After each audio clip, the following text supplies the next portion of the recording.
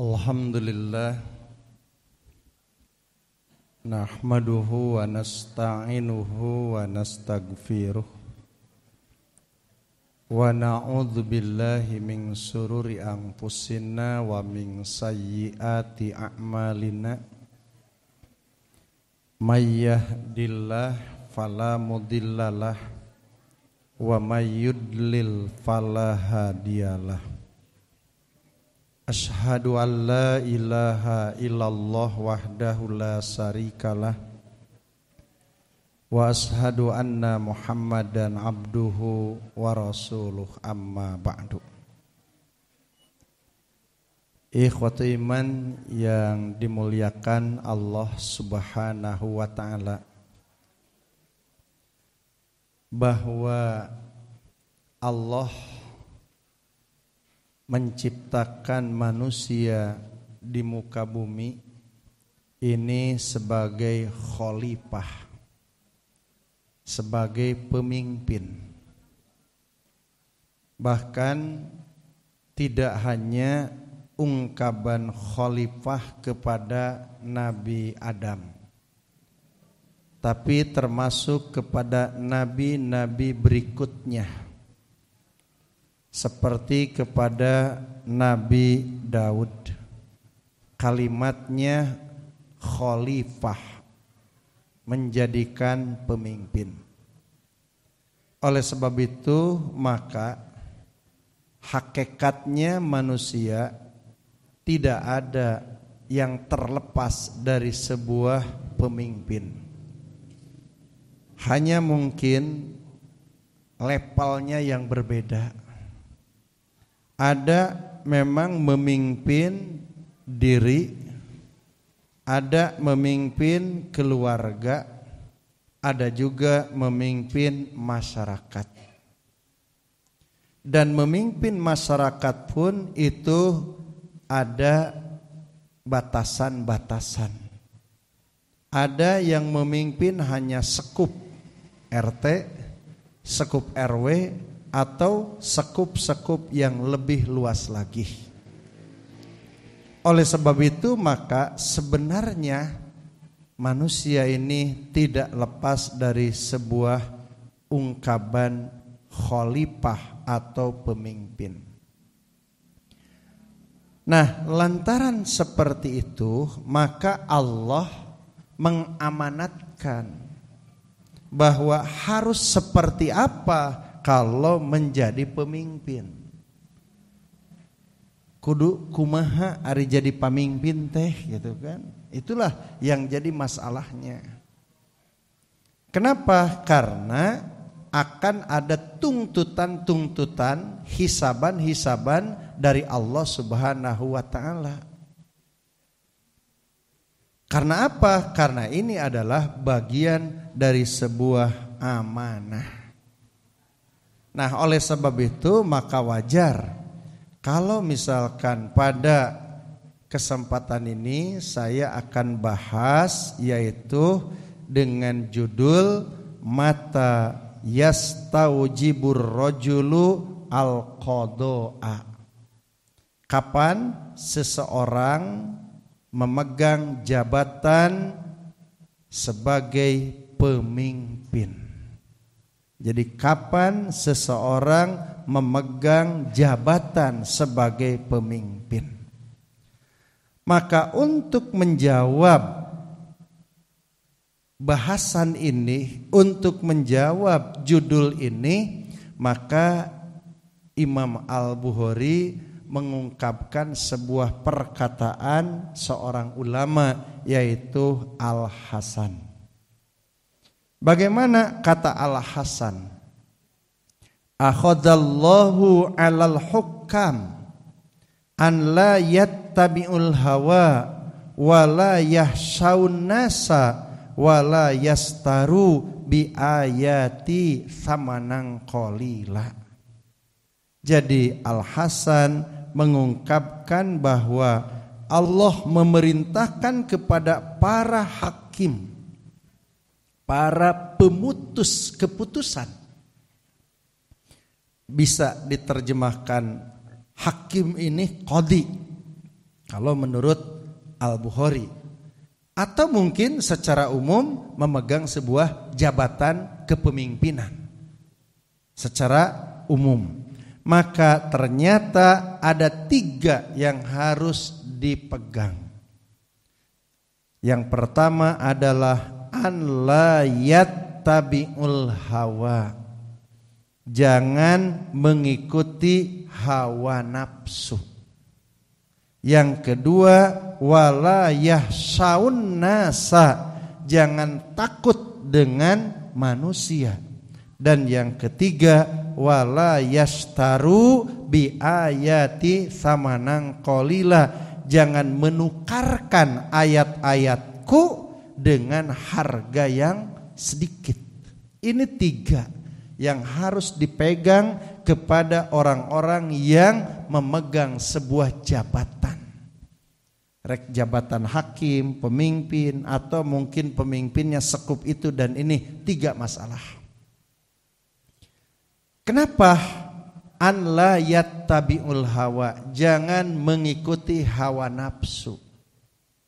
Lantaran kalau sudah jadi pemimpin itu banyak godaan-godaan, banyak pangaruh-pangaruh, pangbibita.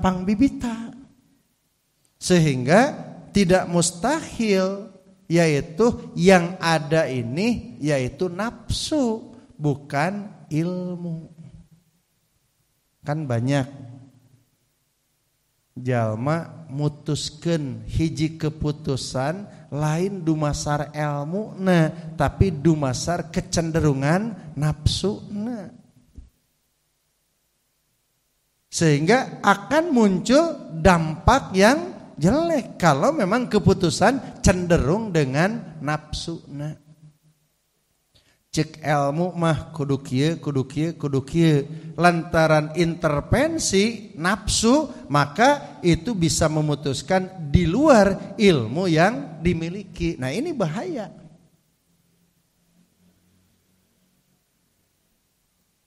Salah satu contoh ini saya pernah baca ada fatwa yang berani menghalalkan yang sudah diharamkan oleh Allah. Ada fatwa-fatwa yang menghalalkan yang diharamkan oleh Allah. Ada juga yang sebaliknya, mengharamkan yang dihalalkan oleh Allah. Ini dari mana itu muncul fatwa ini? Ini tidak mustahil, bukan dorongan ilmu, tapi mungkin dorongan nafsu. Mungkin istilahnya lebih kuat dengan hubbud dunyanya, mungkin lebih cenderung khirsun alad dunya. Itu bisa terjadi. Ini bahaya kalau sudah yattabi'ul hawa. Makanya nanti dijelaskan di dalam Al-Quran, orang-orang yang sudah yattabi'ul hawa tidak mustahil jadi yudilluka an sabilillah. Bahkan ada yang sudah diputuskan ini tidak boleh, lantaran mungkin istilahnya ada sesuatu hal itu sampai merevisi. Lamun merevisi teh dengan hujah yang lebih kuat, dengan benar-benar murni ilmu, tapi kadang-kadang ada intervensi yang lain. Aya istilah geningan ta eta teh fatwa teh cenah kudu dirobah. Naon sababna? Lantaran geus teu sesuai cenah jeung zaman ayeuna mah, tapi aya kitu pan. Itu kan bisa saja. Inilah bahaya. Makanya an la yattabi'ul hawa, jangan mengikuti nafsu. Yang kedua, wala yahsaunas, jangan takut dengan manusia. Rata-rata ramun rek mutuskeun pamimpin teh lurat leretna teh sieun teh ku jelema, lain sieun ku Allah. Jadi lamun teh mah geus mutuskeun sieun ku jelema yang ke bakal mengikuti kehendak manusia gitu kan, itu bahaya juga. Wala yahsaun nasa, jangan takut dengan manusia. Harus takut itu dengan Allah Subhanahu wa taala. Nanti ada ayatnya yang lebih kuat. Kenapa Allah menyatakan wala tahsaun nasa? Jadi pas rek ngahukuman teu meunang ternyata aya anu ngicepan gitu kan. Jadi teu tulus tah. Gitu kan, naon sababna lantaran itu tuh lebih kuat gitu kan. Aya dongengna gitu kan, aya dongengna. Jadi hiji ulama gitu kan, dia sampai menyatakan haram memelihara anjing itu. Wah gitu kan, haram memelihara anjing itu dengan argumen-argumennya gitu kan, dengan dalil-dalilnya. Ternyata yang mengundang dia itu justru dia memelihara anjing. Kumaha? Da lain sieun ku Allah, sieunna kuno ngondang tadi diralat kecuali anjing putih. Itu kan. Lantaran anu ngondangna ngukut anjing bodas gitu kan. Nah, jadi teu konsisten kan, lamun geus jalma sieun gitu kan. Kenapa takut gitu kan? Takut dengan manusia, takut dengan terancam, takut dengan tidak punya istilahnya pujian, atau mungkin tidak punya keuntungan. Inilah banyak persoalan. Makanya kalau memegang sebuah jabatan apalagi pemimpin, siap henteu mutuskeun teh ulah dumasar nafsu tapi dumasar ilmu. Yang kedua, bisa tidak takut dengan Allah, bukan takut dengan manusia. Yang ketiga adalah wala yastaru bi ayati samanan qalila, jangan menukarkan ayat-ayatku dengan harga yang murah, harga yang sedikit. Maksudnya apa? Dunia ini tidak ada kata-kata yang kathir, tapi qalil semuanya. Maksudnya apa? Sahebat-hebatna saloba-lobana dunia anggrek ku Quran mah disebut saeutik. Allah yang maha kaya, manusia mah semuanya fakir. Seandainya keinginan manusia oleh Allah dikabulkan, maka bagaikan benang yang dimasukkan ke laut, maka air yang nempel di benang itulah kekayaan manusia, sedangkan lautan itu adalah kekayaan Allah Subhanahu wa taala. Jadi tetapnya disebutnya teh qalil. Bahkan ada ulama yang menerjemahkan dengan istarau samanang qalila, maksudnya itu la barokata, tidak akan ada nilai-nilai barokahnya. Kumaha contohna wala yastaru bi ayati samanang qalila teh. Gitu kan? Nu kuduna bid'ah disunahkeun lantaran demi materi dunia. Nu jelas haram dihalalkeun atau disubhatkeun minimal lantaran ada unsur duniawinya. Nah inilah, bahkan ada orang yang jadi rusak akidahnya, rusak ibadahnya, rusak akhlaknya lantaran demi materi dunia. Inilah termasuk istarau sama ayati samanang qalila. Nah makanya 3 hal menurut Al-Hasan ketika menjabat sebuah jabatan memimpin, siap tidak, hidup memutuskan berdasarkan ilmu, tidak takut dengan manusia tapi takut dengan Allah, dan yang ketiga adalah bahwa dia ini tidak menukarkan ayat-ayatku dengan samanang qalila.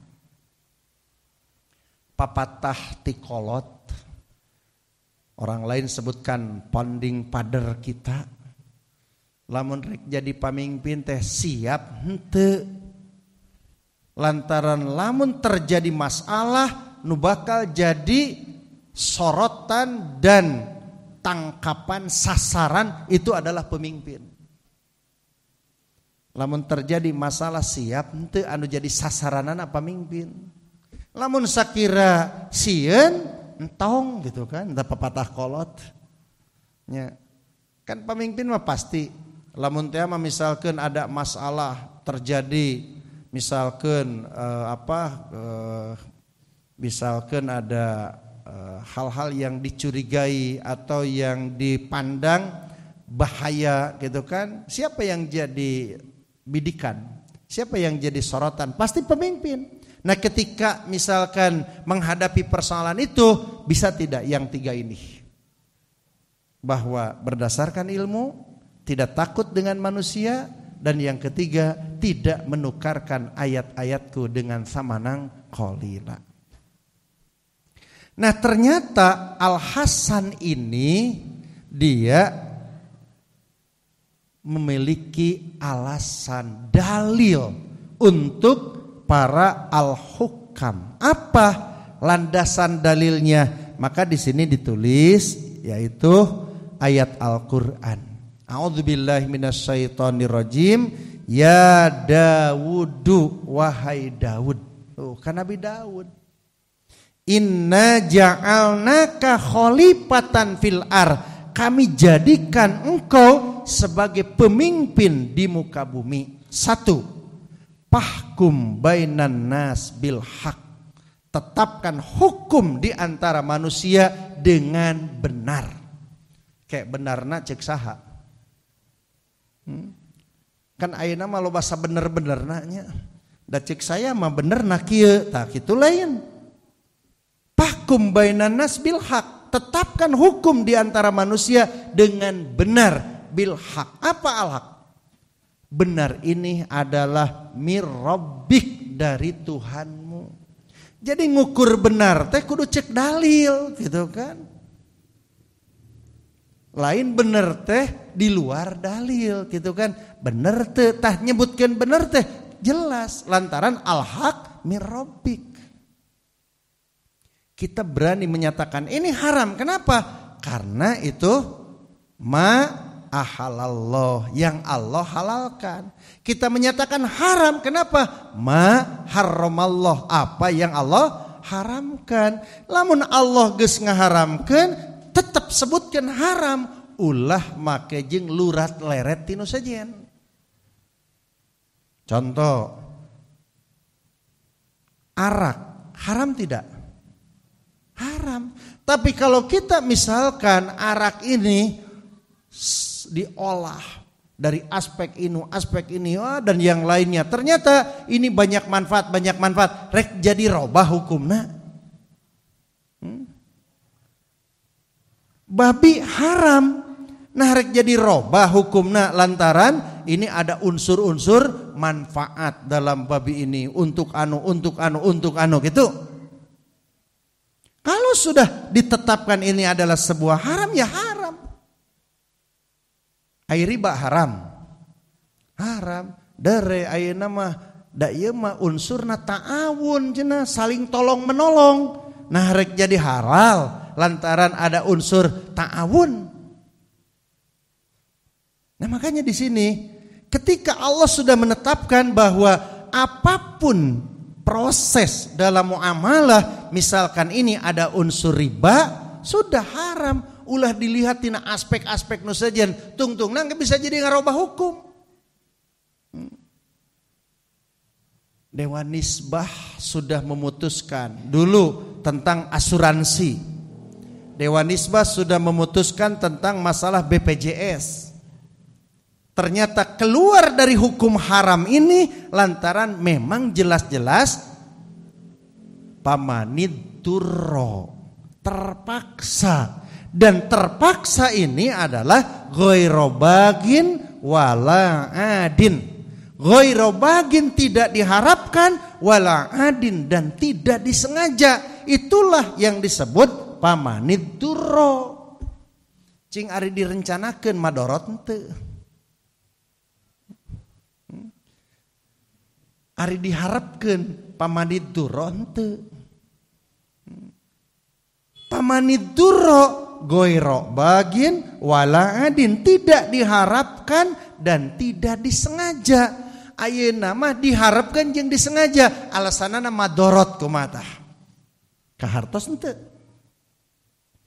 Ada seorang pedagang. Dia pinjam uang ke Bank Emok. Pas begitu ditanya, "Kenapa Bu pinjam ke Bank Emok?" Jawabanana madorot. Madorot. Ditanya, "Kumaha madorotna?" Sumuhun cina, ieu teh biasa meser barangna 1 juta, ayeuna aya pesereun 2 juta, madorot cina. Cingkartin teh madorot gitu. Yang biasa dia beli barang 1 juta, nya ternyata sekarang barang yang harus dibeli 2 juta. Madorot nginjem ka Bank Emok. Cing nu kitu madorot henteu Bu Pak? Eta mah nya dihaja, na disengaja madorot naon eta mah nambahan modal madorot.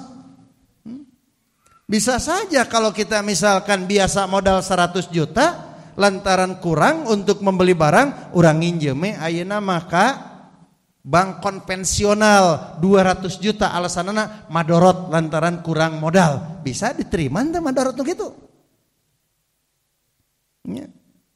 Tuh nya. Jadi di dia Pahkum bainan nas bil haq itu bukan dengan polok masing-masing, tapi dengan alasan yang jelas, minallah war rasul.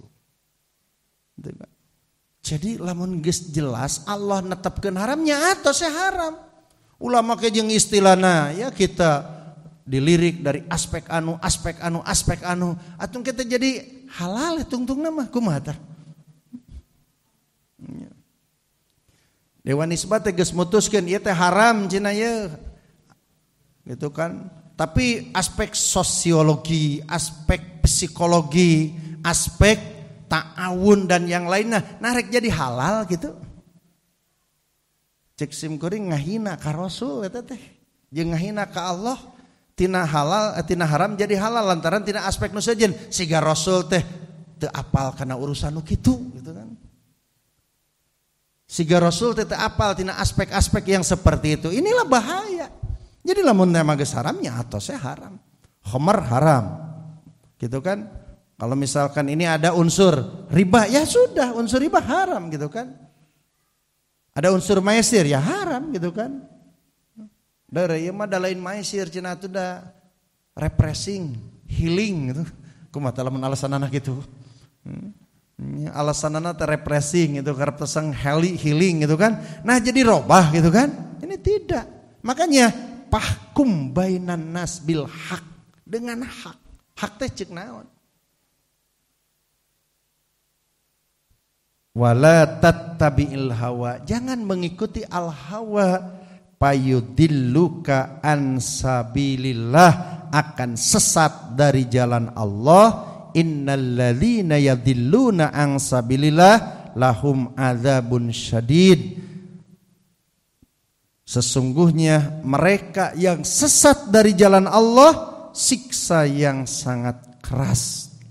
Bima nasu yaumal hisab, dengan sebab melupakan hari pembalasan.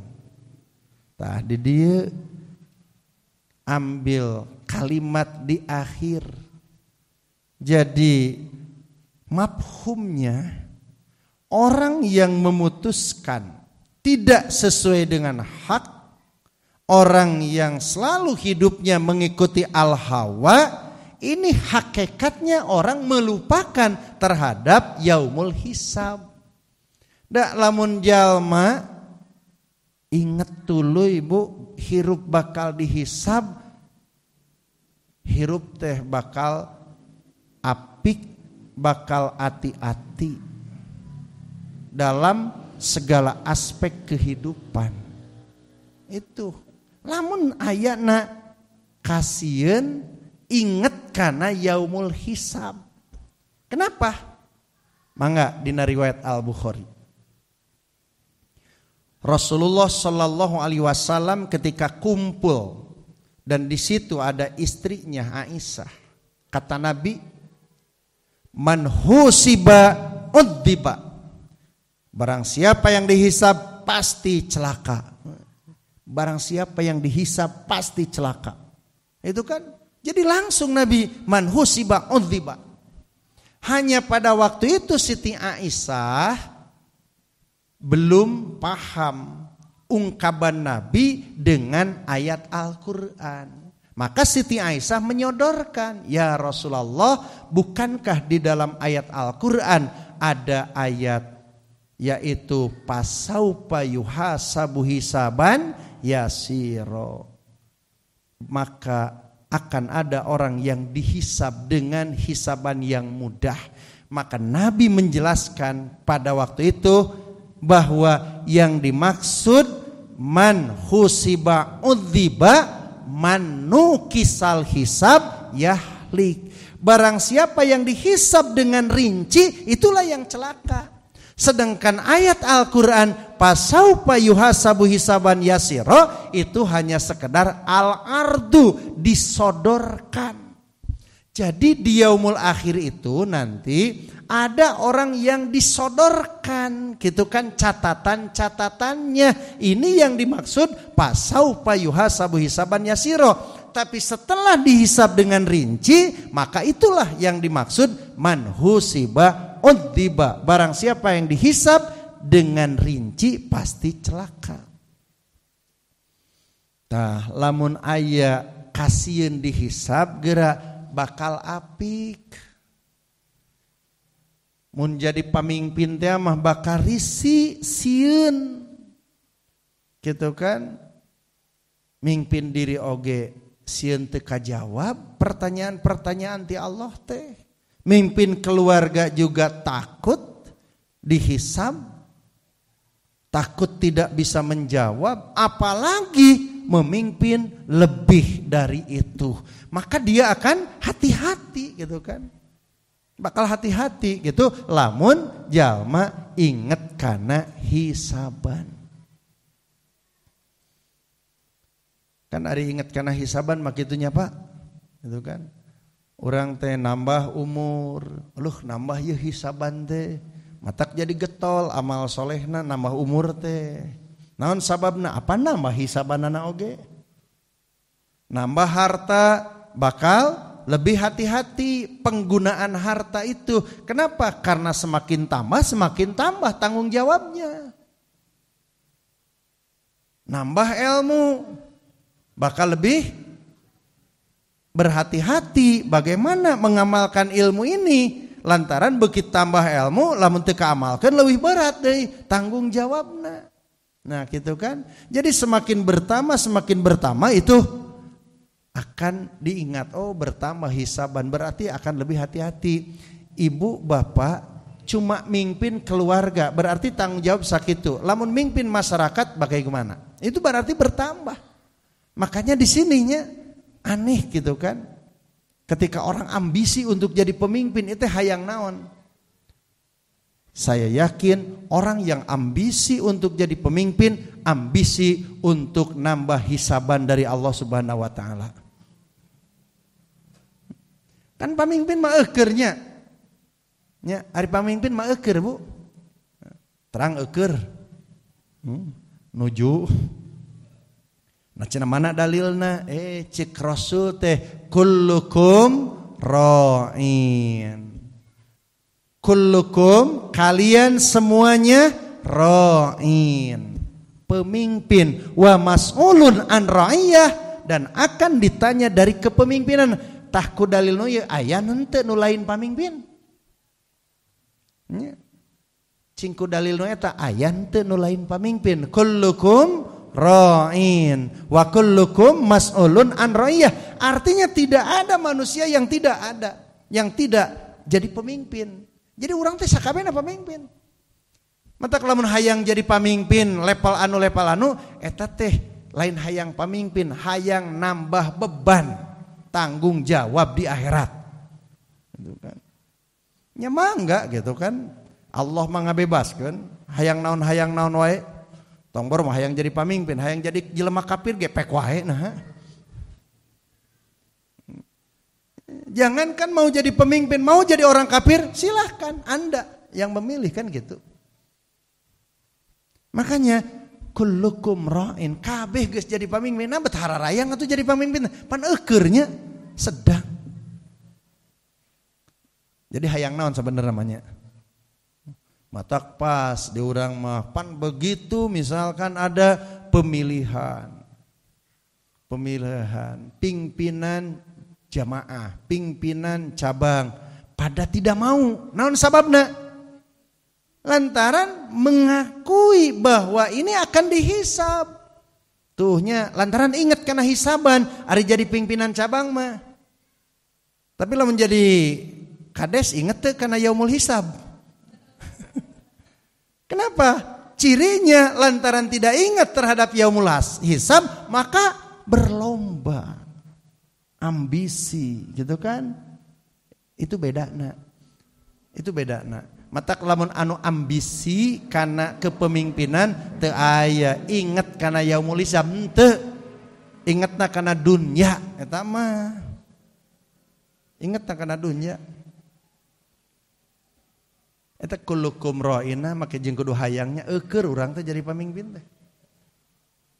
Jadi hakikatna lain hayang jadi pamimpin atau mun kitu mah nya hayang nambah beban. Hayang nambah tanggung jawab nanti di yaumul akhir. Itu hebat. Bima nasu yaumal hisab ta ieu. Lamun mau pohokeun kana yaumul hisab bisa terjadi seperti itu. Hukum tidak berdasarkan al-haq mir rabbik. Yang kedua, hidup mengikuti nafsu, bukan mengikuti ilmu.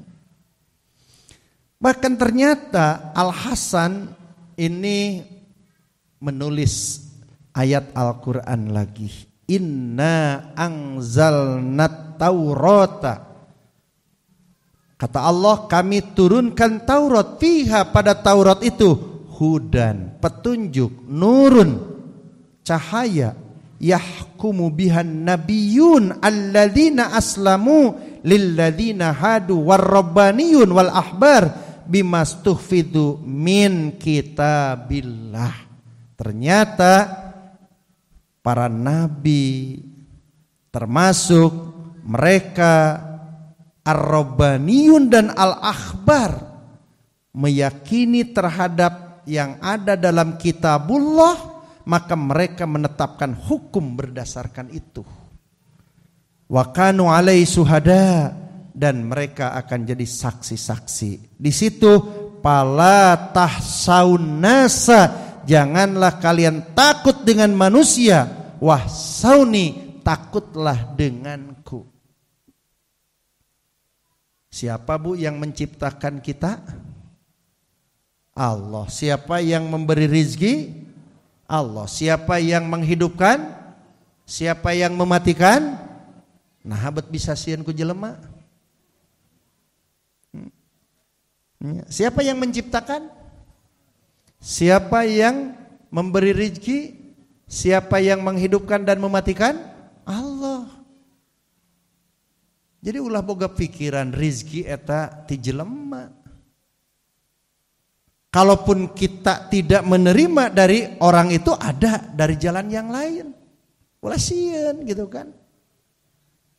Allahul ladzi khalaqakum summa razaqakum summa yumitukum summa yuhyikum hal min surakaikum man yaf'alu dzalik. Allah yang telah menciptakan, Allah yang telah memberi rizki, Allah yang mematikan, Allah yang menghidupkan. Apakah yang diserikatkan yang melakukan seperti itu? Kan tidak. Ini makanya hebatnya tauhid para sahabat yang terdidik oleh Rasulullah dan para rasul, para nabi yang terdidik langsung oleh Allah Subhanahu wa taala melalui Jibril, hebat. Ya kan? Duh, komo lamun siga ashabul kahfinya. Kalau kita membaca dalam sejarah, ini ternyata Allah puji, Allah jadikan ibroh, catatan, pelajaran. Ini adalah orang-orang yang memperjuangkan agama dan dia itu mengorbankan duniawi. Itu dicatat semuanya oleh Allah. Ashabul Kahfi orang lihatnya apa? Dia berdiam di dalam gua. Tapi jarang orang lirik siapa Ashabul Kahfi. Orang yang hidup di karaton. Orang yang hidup dengan bergelimang materi. Tapi ari kudu nurutan aturan-aturan kerajaan, aturan-aturan itu di kerajaan itu dan melanggar aturan Allah kehilaanan kajen kabur, kajen jadi bulan-bulanan raja gitu kan. Kenapa? Karena tidak ridho kalau ikut terhadap mereka kan begitu. Jadi di catatan sejarah saya ini banyak orang yang keluar dari karaton-karaton lantaran di situ justru banyak pelanggaran-pelanggaran. Tapi sekarang justru terbalik, mereka ingin bergabung padahal di situ banyak pelanggaran-pelanggaran dengan syariat Islam. Ini jadi paradok aya nama. Coba yang namanya Nabi Ibrahim, Rasulullah, para sahabat ini keluar. Kenapa keluar? Karena di situ banyak persoalan-persoalan yang bertentangan dengan syariat. Tapi justru ayeuna ngahaja-hajakeun bahkan merasa bangga di situ walaupun mengikuti lagu mereka. Mengikuti lagu mereka gitu kan, bahkan membela. Inilah terjadi perubahan. Ting eta meureun transformasi teh mana nya? Boh kitunya perubahan teh. Allah puji Ashabul Kahfi. Bahkan ada seorang Imam As-Suyuti diantaranya, dia tidak mau di dalam. Kenapa? Takut sulit ini mulut bicara benar. Takut sulit berbicara benar gitu kan. Pek ari bisa mah gitu kan. Makanya ketika nya ari bisa onaman pek wae gitu kan. Setingkat Nabi Musa alaihissalam sampai berdoa, Rabbi sohri wa yasirli amri wahlul uqdatam min lisani yafqahu qauli. Eta teh ku berat-beratna, tapi dia tetap istiqomah walaupun harus menjadi masalah dengan orang tua kukutna. Naon sababna ieu melanggar syariat. Kan bae nah jasa tinggal jasa Firaun, ari ngalanggar syariat mah kan bae jadi musuh oge kan gitu. Wah sigana dikukut ti budak bari dimanja-manja tuluy kudu dakwah ka jalma anu ngamanja-manja jeung ngabiayaan ti budak bisa moal. Bisa moal. Ayeuna mah karek dibere bantuan sekian oge geus balelol sigana mah. Jadi halam. Teu bisa tegas gitu kan. Bahkan ayeuna mah sigana teh geus teu yakin deui, Bu. Karena ayat Al-Qur'an walan tardoan kal yahud wan nasara teh geus teu yakin deui ayeuna mah. Allah nyebutkeun ieu moal ridoeun Yahudi jeung Nasrani hatta tattabi'a millatahum sehingga mengikuti millah mereka. Itu kan Quran nyebutkeun. Yakin keneh henteu kana ayat eta? Yakin keneh? Tapi justru ingin kita mendapatkan kebaikan-kebaikan dari mereka. Kita bisa salah. Tuh geningan Nasrani teh alus bager geningan bukti nama. Membantu karena perjuangan Islam cingrek itu moal ke. Quran nyebutkan walan tardoan kal yahud wan nasara, tapi ternyata muncul kita pemikiran geningan bager ya orang Yahudi teh, bager orang Nasrani teh. Bahkan orang oge kegiatan-kegiatan dibantu kumaha rek percaya kana Quran atau rek karena persoalan sama model gitu. Ini bahan.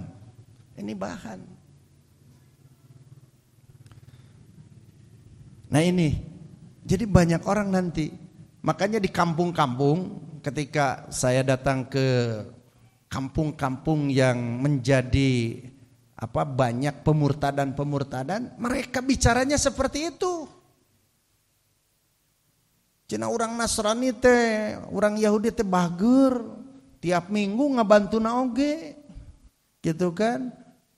bager gitu kan, sampai mereka ikut gitu kan, tuhnya ikut. Nah, seperti itu. Makanya disinilah pala tahsaun nasa wahsauni. Jangan takut dengan manusia, tapi takutlah dengan Allah. Wala tastaru bi ayati samanan qalila. Jangan menukarkan ayat-ayatku dengan harga yang murah. Wa man lam yahkum bima anzalallah faulaika humul kafirun. Nah, Dewan Nisbah Persatuan Islam ini menyebutkan bahwa kita sudah menjalankan. Karena kita bukan sebagai umaro, bukan sebagai pemimpin, maka kita hanya memberikan kontribusi bahwa supaya adanya undang-undang yang bersyariat, undang-undang nasional. Sudah semacam haji, zakat, kemudian teritorial, pertanahan dan yang lainnya. Hanya pas dalam ranah jinayah ini belum ada yang memperjuangkan gitu kan. Di mana ya di legislatif otomatis yang menggodok undang-undang yang nanti akan dijalankan oleh eksekutif. Makanya disinilah coba kalau kita punya wakil-wakil sanggup tidak memperjuangkan ayat-ayat Allah, memperjuangkan hukum-hukum Allah Subhanahu wa taala, dan kita sudah terus memberikan yaitu masukan-masukan, arahan-arahan. Nah, inilah di antara dasar yaitu bahwa kepada al-qada bisa tidak menjalankan yaitu an la yattabi'ul hawa wala yahsaun nasa dan wala yastaru bi ayati tsamanang qalila. Dan tentunya kita juga tidak terlepas dari sebuah cara, sebuah apa istilahnya ya, kaifiah bagaimana untuk supaya tidak masuk dalam hal-hal seperti tadi. Nah, inilah bahwa kapan seorang memegang jabatan sebagai pemimpin, ini yang harus dipegang. Dan insya Allah nanti ada sebuah ungkapan Umar bin Abdul Aziz tentang masalah qadhi ini, dan kita mungkin lanjutkan nanti setelah sholat isya. Ya, melanjutkan bahasannya setelah kita diselang dulu dengan sholat isya berjamaah. Setelah ungkapan Al-Hasan dan ia berdasarkan ayat-ayat Al-Quran, diantaranya surat Al-Ma'idah. Kemudian ada sebuah ungkapan menurut Al-Muzahim bin Zupar. Qala lana Umar bin Abdul Aziz. Umar bin Abdul Aziz berkata kepada kami, khamsun idza akhta al-qadi minhunna khoslatun. Khamsun, ada 5 macam. Idza akhta al-qadi minhunna khoslatan, yang jika seorang hakim, seorang qadi melakukan kesalahan dari 5 hal tersebut, kanat bihi wasmah, maka padanya akan terdapat sebuah keaiban. Apa yang 5 macam ini yang harus terpenuhi supaya tidak kelihatan keaiban? Maka yang pertama adalah an yakuna fahiman, bahwa seorang qadhi ini harus pahiman. Pahiman ini artinya paham atau fikih. Yang dimaksud kalau secara bahasa paham ini artinya dia mengerti apa yang harus diputuskan. Dia paham, dia mengerti. Kalau dalam hukum syar'i ini artinya dia memahami hukum-hukum syariat. Dia memahami benar, itu pahman. Jadi ulah tepika jadi pamimpin teh teu ngarti karena persoalan. Nah, jadi kalau pemimpin tidak mengerti dalam sebuah persoalan, ya nanti akan dipermainkan oleh yang lain. Sehingga seolah-olah dia mengikuti. Jadi lantaran tidak paham bisa dipermainkan. Yang kedua adalah haliman. Haliman ini adalah orang yang santun. Bisa diartikan pemaaf. Itu santun. Seorang qadhi ini harus santun. Jadi kalau misalkan ada hal-hal yang memang ya kekurangan itu tidak langsung dihukumi, tapi dipelajari dulu ini kenapa muncul seperti itu kan. Nah, itu haliman. Nah, seperti Allah Subhanahu wa taala memiliki sifat halim. Kalau halim ini artinya Allah Subhanahu wa taala tidak memutuskan tindakan sebelum ia memberikan kesempatan, itu kan. Jadi tidak memberikan sebuah tindakan tapi memberi juga kesempatan. Ada apa masalahnya? Itu kan? Sehingga itulah haliman. Allah itu maha santun. Allah maha pemaaf. Itu pemimpin harus punya seperti itu. Jadi kalau misalkan ini ada sebuah dianggap ini kesalahan, itu kan ini langsung diputuskan, apalagi langsung ini menganggap adalah sebuah bahaya, itu kan langsung ditindak dengan kasar. Itu bukan tipe-tipe pemimpin yang baik, gitu kan. Itu harus dikaji, harus dipelajari, diberi kesempatan. Itulah haliman. Dan yang ketiga adalah memiliki afifan. Apa afif? Afif ini adalah orang yang bisa menjaga dari sebuah dosa. Intinya afif ini orang yang selalu menjauhi dari hal-hal yang dosa. Itu afifan.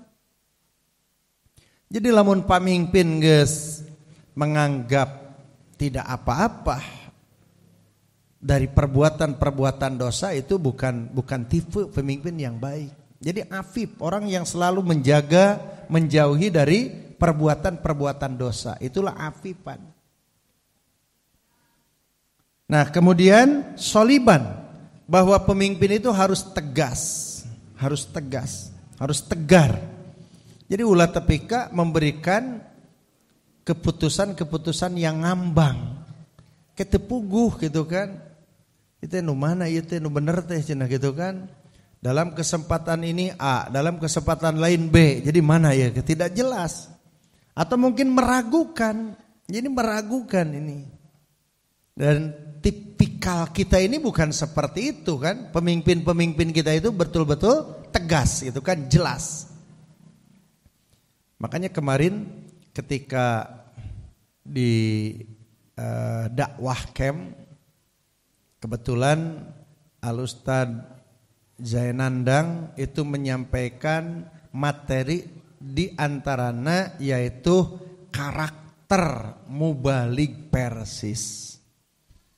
Itu kan ternyata yang saya pahami kalau kita berbicara tentang karakter mubalik persis itu adalah tiga.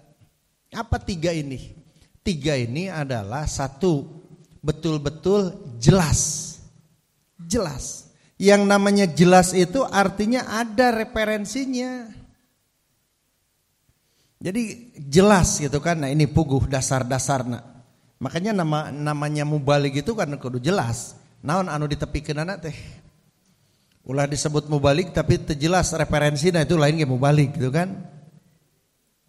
Kemudian itu adanya sebuah ketegasan dalam menetapkan sebuah keputusan tegas. Kalau misalkan ya hitam putih, itu abu-abu gitu kan. Itu tegas, itu ke hitam putih. Ya. Makanya ada orang yang tertarik dengan Jamiah Persatuan Islam. Kenapa? Lantaran ku tegasna gitu kan. Komo misina oge kan menyelamatkan umat beribadah gitu kan, beribadah umat dengan selamat kan gitu. Jadi berarti ini yang dimaksud adalah bagaimana umat ini melakukan sebuah ibadah ini benar-benar sesuai dengan tuntunan Quran dan Sunnah. Itu kan ketertarikan umat itu ke sana. Makanya dibawa semua persoalan itu harus sesuai dengan Quran dan Sunnah. Inilah ketegasannya di sana. Kemudian ikhlas artinya betul-betul bahwa memiliki sebuah akidah in ajriya illa alallah. Itulah sebuah akidah in ajriya illa alallah gitu kan. Nah maka itulah kalau kita berbicara intern. Tapi persoalan Umar bin Abdul Aziz ini adalah khitabnya kepada qadhi, bahwa qadhi ini harus soliban, tegar, tegas. Kemudian aliman, betul-betul berilmu, aliman, berilmu. Makanya saulan anil ilmi, mereka itu selalu bertanya tentang persoalan ilmu. Nah inilah, kalau yang 5 ini salah satunya tidak ada, akan kelihatan aibnya.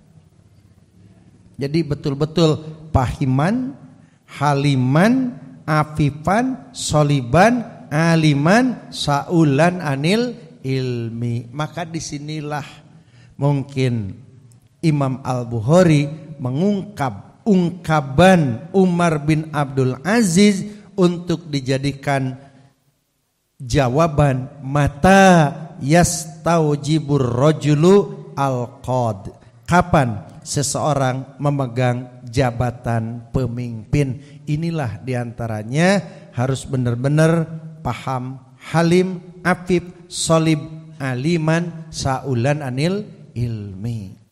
Ieu maharayang jadi pamimpin. Nuges jelas dosa dilakukan, kumaha atuh memehna geus dosa nya. Memeh jadi geus ngalakukeun dosa atuh kumaha ya, afifannya yang mana? Tidak paham persoalan apa tugas dan fungsi, tidak paham. Bagaimana kalau masalah ini muncul, bagaimana menghadapi persoalan ini, persoalan ini, persoalan ini, tidak bisa. Ini bagaimana untuk menjadi pemimpin seperti itu? Ini kan banyak sekarang ambisi terhadap jabatan tapi teu ngarti, teu paham. Bahkan pernah ada ketika ada seorang calon legislatif ditanya,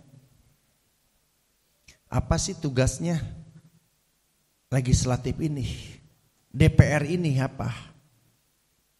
Jawabnya, ya mewakili rakyat. Nya sararega apal, ini tugasnya bagaimana? Apa yang akan diproduk, gitu kan? Teu paham, ini kumaha teu paham, gitu kan? Teu paham, gitu kan? Kemudian dia justru banyak pelanggaran hukum. Ini bagaimana untuk kedepannya, gitu kan? Bahkan saya pernah baca sebuah hadis, ini dikutip oleh Imam Ibnu Hajar Al-Asqalani dalam Fathul Barinya. Ini banyak peringatan-peringatan, awas. Kalau kita menjadi seorang pemimpin, pertama itu akan adanya yang namanya yaitu mulamah. Apa mulamah? Artinya akan muncul cacian. Dari mana? Ya dari lawannya. Eta teh lamun jadi. Lamun teu jadi mah moal aya nu nyarekan. Lamun jadi aya nu nyarekan, tah siap teu? Gitu kan? Jadi lamun jadi bakal aya mulamah, aya nu nyarekan, aya nu mencaci, bahkan aya nu menggugat dan yang lainnya, itu kan? Makanya tidak heran pas begitu ada orang yang jadi misalkan jabatan publik semacam top leadernya, jadi misalkan bupati tarawakan dilantik lantaran kudu mereskeun heula nu ngagugat eta teh. Nah, itu kan mulamah. Kemudian yang kedua yang terjadi apa? Yang terjadi adalah muraghamah. Apa muraghamah? Terlilit dengan hutang. Terlilit dengan hutang gitu kan. Kan rata-rata bukan orang yang banyak duit tapi nginjeman heula eta teh. Itu kan. Makanya yang kedua terjadi walah hutang ye, hutang janji, hutang materi kan, hutang anu kan, janji politiknya luar biasa. Kan banyak hutang gitu kan. Siap henteu kumaha mun teu dibayar, bahaya kan. Bahaya lamun teh mah banyak hutang tidak dibayar, janji-janji politiknya kumaha mun teu lunas. Belum juga minjem ke sana, minjem ke sini kan, kumaha mun teu lunas. Masalah juga. Dan ketika terjadi yang dua ini, kalau tidak dijalankan dengan benar, tidak dijalankan sesuai dengan hak-haknya, maka akan terjadi nadamatan yaumal qiyamah, penyesalan di hari kiamat. Inilah.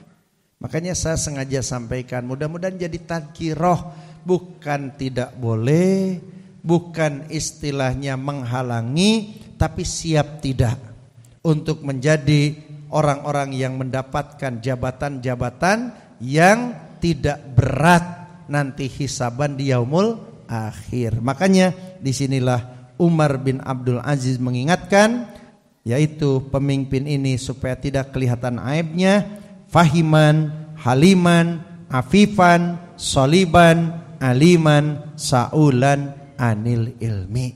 Itu untuk mengakhiri kajian tentang mata yastaujibur rajulu al-qada'a. Itu saja yang bisa sampaikan. Mudah-mudahan ini untuk tadhkirah dan ibroh untuk kita semuanya. Rabbana atina fid dunya hasanah wa fil akhirati hasanah wa qina adzabannar. Assalamualaikum warahmatullahi wabarakatuh.